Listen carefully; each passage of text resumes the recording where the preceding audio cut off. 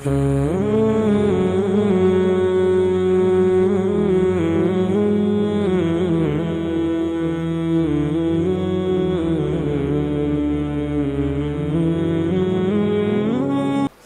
علیکم ورحمۃ اللہ وبرکاتہ.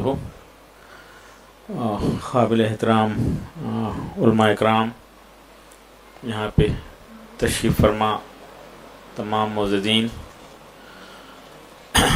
اللہ کا بڑا فضل کہ مجھے اس بہت ہی اہم کانفرنس میں شرکت کا موقع ملا.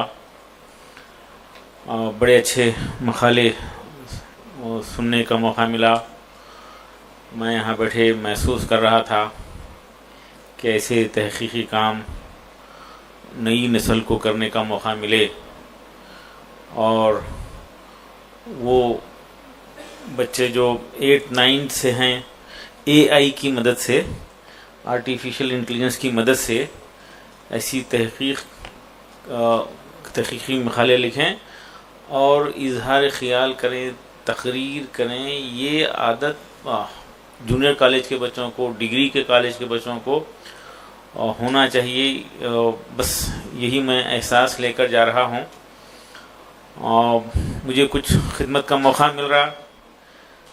بیدر میں خواجہ عماد الدین محمود گاوان یونیورسٹی ہوا کرتی، تقریباً آج سے 650 سال پہلے.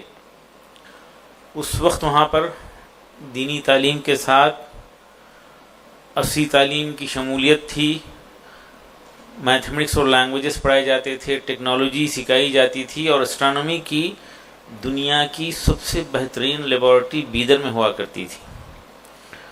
مجھے اس بات کا احساس ہے کاش کہ وہ لیبارٹری آج تک کام کرتی ہوتی تو یہ موبائل فون 100 سال پہلے ہم دنیا کو دے دیے ہوتے. چاند پر 150 سال پہلے انسان چلا جاتا. ہم یقیناً دینی تعلیم اور عصری تعلیم کو الگ کر کے بڑے نقصان میں آئے ہیں. علماء اکرام کی سرپرستی اور مشوروں سے چھوٹی سی حقیر سی کوششیں ہو رہی ہیں. آپ تمام سے گزارش ہے کہ دعا فرمائیں اور رہنمائی کریں. ہم انشاءاللہ آگے بڑھیں گے. مولانا محترم مولانا خالد سیف اللہ رحمانی صاحب کی سرپرستی میں ہم کچھ علماء کرام کو لے کر 6 مہینے بیدر میں ان کی تربیت کیے. جو گریجویٹ تھے یہاں سے فارغین کو بھی لیے، انڈیا بھر سے 9 علماء کرام کو لیے.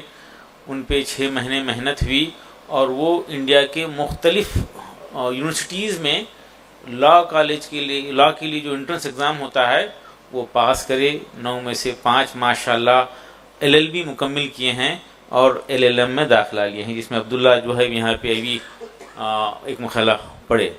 تو دین عصری تعلیم کے ایک حسین امتزاج کے لیے کوششیں ہر طرف ہونا چاہیے، اور آپ تمام سے دعاؤں کی سپورٹ کی گزارش کی جاتی ہے، کیونکہ میں علماء اکرام کو سننے آیا ہوں اور یہ بڑی تحقیق کے ساتھ مقالے لکھ کر لائے ہیں. بڑی محنتیں یقیناً ہوئی ہوں گی اور ایک لمبی جو ہے تیاری اس پروگرام کے لیے ہوئی.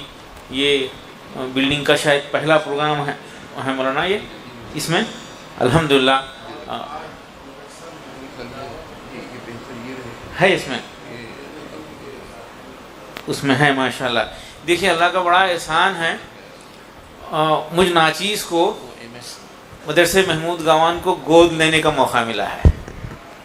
آرکیولوجی سروے آف انڈیا کی طرف سے انڈیا میں صرف 22 ایسے مانیومنٹس کو مختلف لوگوں کو ڈیولپمنٹ کے لیے، مینٹیننس کے لیے گود دیا گیا ہے، اڈاپٹ کیے گئے ہیں، جس میں صرف ایک مانیومنٹ ہے جو ایک مسلمان لیا ہے اور بیدر میں ہم کمزوروں کے ہاتھ میں ملا ہے. مجھے بڑی خوشی ہے اس بات کی کہ ہم محمود گاوان کی یاد کو پھر سے تازہ کرائیں گے نئی نسل کے لیے.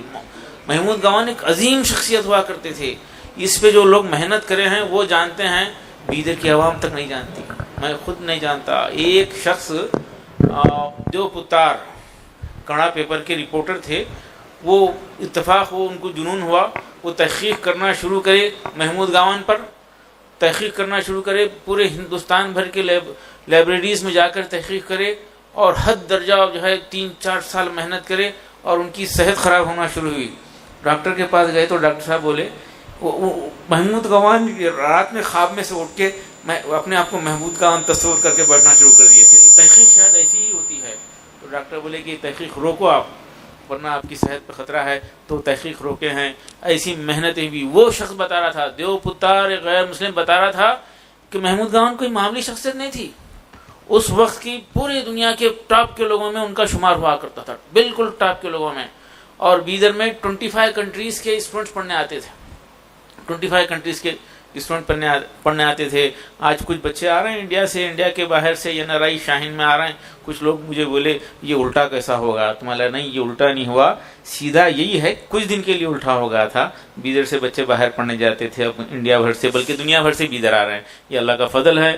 آپ تمام سے دعاؤں کی درخواست. جزاک اللہ. السلام علیکم ورحمۃ اللہ وبرکاتہ.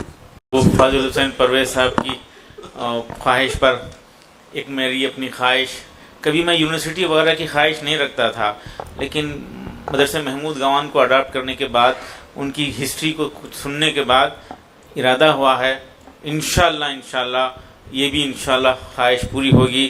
اور اگر یونیورسٹی ہوگی تو خواجہ عماد الدین محمود گوان یونیورسٹی کے نام سے ایک یونیورسٹی انشاءاللہ بیدر میں شروع کرنے کا ارادہ ہے. جزاک اللہ. تیری شان جل جلالہ تو ملا قریب رگے گلو. تیری شان جل جلالہ تجھے ڈھونڈ